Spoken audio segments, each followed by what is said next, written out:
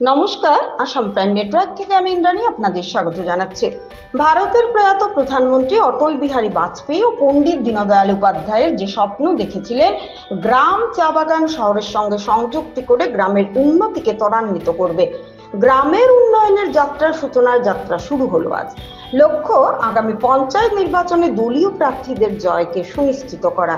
শনিবার ঝাপিরবন ও দয়াপুরে গ্রাম চলো অভিযানের মধ্য দিয়ে আনুষ্ঠানিকভাবে উধারবন বিধানসভা সমষ্টি ভিত্তিক পঞ্চায়েত নির্বাচনের প্রচার অভিযান শুরু করে কথা বলেন উধারবন্দের বিধায়ক মিহির কান্তি সোম। তিনি বলেন, কংগ্রেস দলের ভোটারদের কাছে বলার কোনো ইস্যু নেই, তাই দল ভয় পেয়ে প্রার্থী দাঁড় করানোর সাহস পাচ্ছে না, ফলে আমাদের দলের প্রার্থীরা বিনা প্রতিদ্বন্দ্বিতায় নির্বাচিত হয়েছেন। আগামী দিনে আমাদের প্রার্থীরা জয়ী হবেন। সে সময় তার সঙ্গে ছিলেন দলের বিধানসভা সমষ্টির পঞ্চায়েত নির্বাচন পরিচালনা কমিটির চেয়ারম্যান বিশ্বজিৎ দাস, জেলা পরিষদ সদস্য প্রার্থী রোহিত সিং, বিনা প্রতিদ্বন্দ্বিতায় নির্বাচিত ভারতী রাজবংশী, সুনন্দা কুর্মী, গ্রুপ সদস্য মমি রাজবংশী, ইন্দিরা সিং, মন্ডল সভাপতি উমাশঙ্কর ভট্টাচার্য, রাজ্যিক সদস্য মৃণাল ভট্টাচার্য, মন্ডল সহ সভাপতি প্রদ্যুৎ চক্রবর্তী, স্বরূপ দত্ত সহ আরো অনেকে। নিহার কান্তি রায়ের রিপোর্ট, আসাম প্রাইম নেটওয়ার্ক।